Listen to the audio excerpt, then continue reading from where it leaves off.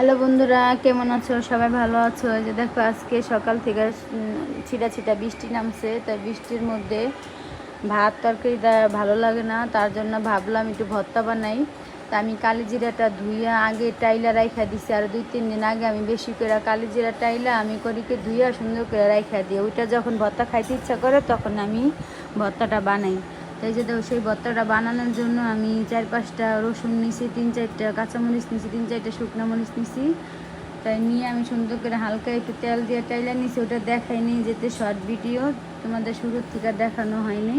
তো এটা সবাই জানে যে কী কী দা ভর্তা বানাইতে হয়। তোমরা এইভাবে করে যে যেমন ঝাল খাও, কেউ বেশি ঝাল খায়, কেউ কম ঝাল খায়, তোমরা ওইভাবে করে ওই আন্দাজে মরিচটা দিবা, ব্যবহার করবা। কিন্তু রসুনটা বেশি দিবা কালিজিরা ভর্তা।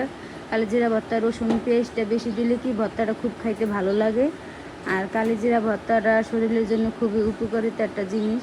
হাত পাও ব্যথা করলে, হাত পাও চাবাইলে ওই কালিজিরা ভর্তাটা খাইলে তোমার চাবানোটা কমে। আবার ঠান্ডারও লিগাও ভালো, সর্দি কাশি ঠান্ডার জন্য ভালো। কালিজিরা অনেক ধরনের রোগেই ভালো হয়।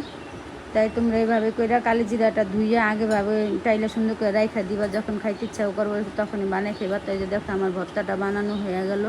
তা আমি এটার মধ্যে 2টা কাঁচা পেঁয়াজ কাইটা নিছি। তা কাঁচা পেঁয়াজটা অবশ্যই দিবা। কাঁচা পেঁয়াজটা কাইটা দিলে কি ভর্তার স্বাদটা খুব ভালো হয় আর খাইতে ভালো লাগে। এইভাবে করে ভর্তাটা তুমি 4-5 দিন রাইখা খাইতে পারো। যখন ভাত খাইতে মন চাইলো না, তরকারি ভালো লাগতেছে না, তুমি একটু কালিজিরা ভর্তাটা গরম ভাতে তুমি খাইলা, খুব ভালো লাগে খাইতে গেলে।